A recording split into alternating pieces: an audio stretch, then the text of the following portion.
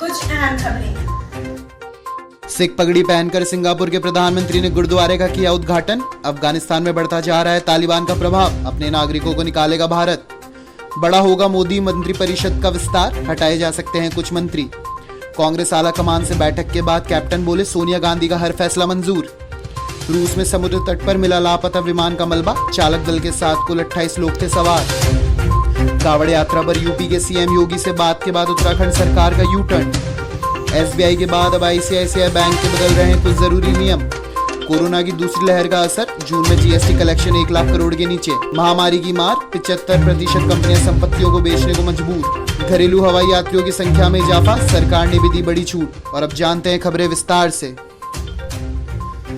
Singapore के प्रधानमंत्री Lee Hsien लुंग एक गुरुद्वारे के उद्घाटन कार्यक्रम के दौरान अपने सिख पोशाक को लेकर चर्चा में हैं। दरअसल कार्यक्रम के दौरान सिंह लुंग सफेद रंग की पगड़ी पहने हुए नजर आए हैं। इसके साथ साथ उन्होंने पंजाबी समुदाय के लोगों को सत श्री अकाल बोलकर बधाई भी दी।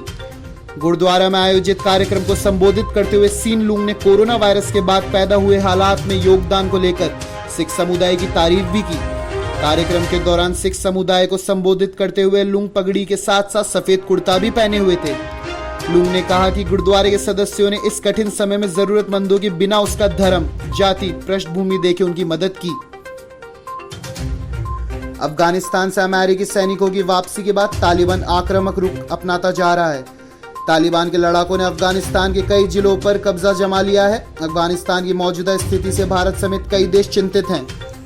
अफगानिस्तान के कई शहरों में भारतीय नागरिक रहते हैं। उनकी सुरक्षा को लेकर भारत सरकार ने बड़ा फैसला किया है।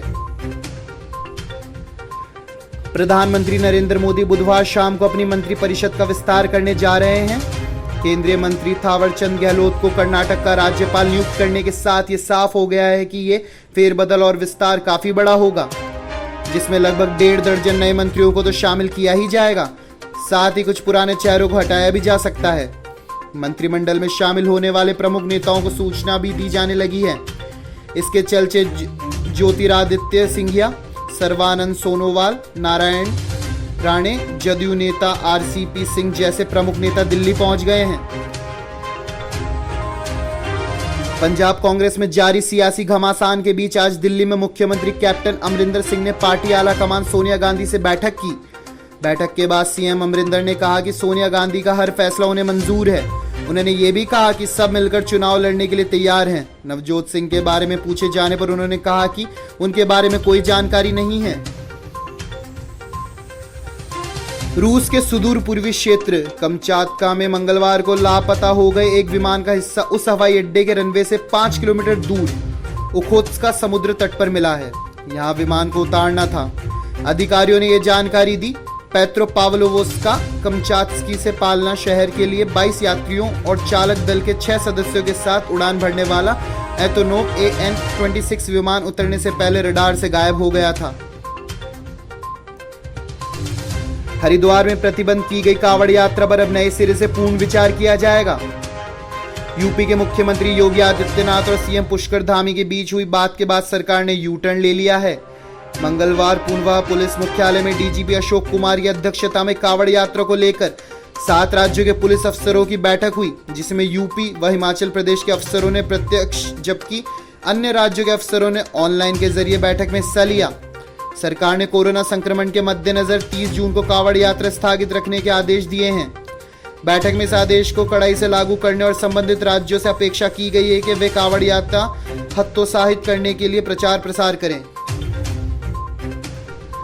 एसबीआई यानी स्टेट बैंक ऑफ इंडिया के बाद अब आईसीआईसीआई बैंक भी अपने खाता धारकों को झटका देने जा रहा है। निजी क्षेत्र का ये बैंक 1 अगस्त से कई बड़े बदलाव करने वाला है। बैंक ने बताया कि बचत खाता धारकों के लिए नगद लेन देन, एटीएम इंटरचेंज और चेकबुक शुल्क सीमा में बदलाव किया जाएगा। आईसीआईसीआई की ओर से अपने ग्राहकों को 4 फ्री ट्रांजैक्शन की सुविधा दी जाती है। अगर आप इसके ग्राहक हैं और इससे ज्यादा पैसे निकालेंगे तो आपको चार्ज देना होगा। बैंक की वेबसाइट के अनुसार निःशुल्क सीमा से अधिक लेन देन पर शुल्क 150 रुपये प्रति लेन देन होगा। ये सभी नियम 1 अगस्त से लागू हो जाएंगे। बता दें कुछ ऐसा ही बदलाव एसबीआई 1 जुलाई से ही कर चुका है। मंगलवार को वित्त मंत्रालय की तरफ से जून के जीएसटी कलेक्शन के आंकड़े जारी किए गए। लगातार 8 महीने 1 लाख के ऊपर होने वाले जीएसटी कलेक्शन में इस बार गिरावट देखने को मिली। सरकार की तरफ से जारी किए आंकड़ों के अनुसार जून में जीएसटी कलेक्शन 92,849 करोड़ रुपए था। मई में जीएसटी कलेक्शन 1,02,709 करोड़ रुपए हुआ था। कोरोना की दूसरी लहर का असर इस बार के जीएसटी कलेक्शन में देखा जा सकता है। महामारी की वजह से वित्तीय संकट का सामना कर रही 3/4 यानी करीब 75% कंपनियां अपनी गैर जरूरी संपत्तियों को बेचने पर विचार कर रही है। एक सलाहकार कंपनी के वार्षिक सर्वे में यह तथ्य उभर कर आया है। ईवाई द्वारा 30 कंपनियों पर किए गए सर्वे के अनुसार ये विनिवेश कंपनियां अपने नकदी संकट के मुद्दे को हल करने और निवेश के लिए कर रही है। कोविड-19 के मामलों में रही गिरावट में जून में हवाई यात्रियों की संख्या में माह दर माह आधार पर 40% से अधिक की वृद्धि दर्ज की गई।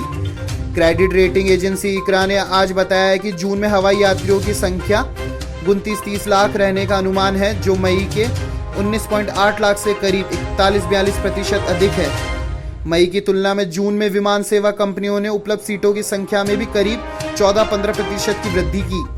पिछले साल जून की तुलना में तो सीट क्षमता 46% अधिक रही। अगर आप पेट्रोल और डीजल की कीमतों में कटौती की उम्मीद लगाए बैठे हैं तो आपकी उम्मीदों को झटका लग सकता है। सऊदी अरब और यूएई के बीच ताजा विवाद के बाद संकट और बढ़ सकता है। सोमवार को ओपेक प्लस की बैठक बेनतीजा रही।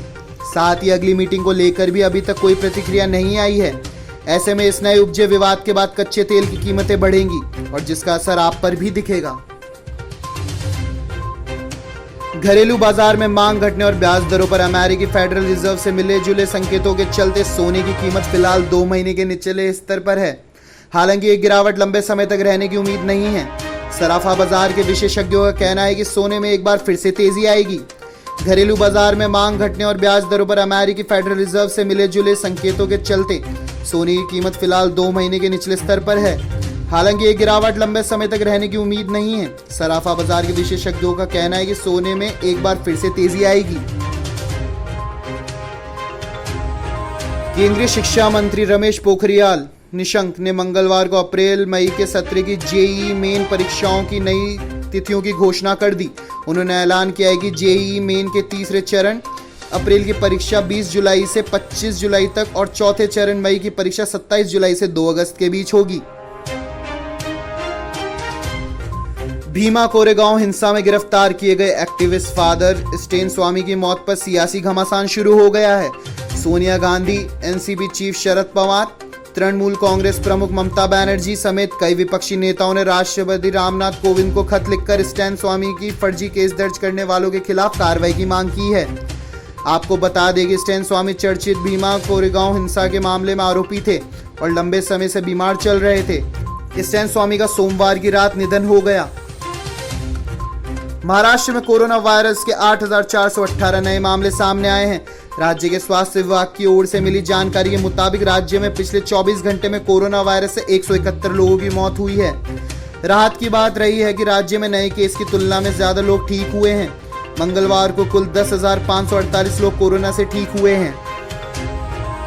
देश और दुनिया की तमाम खबरों के लिए बने रहिए शुभ 24 के साथ। धन्यवाद।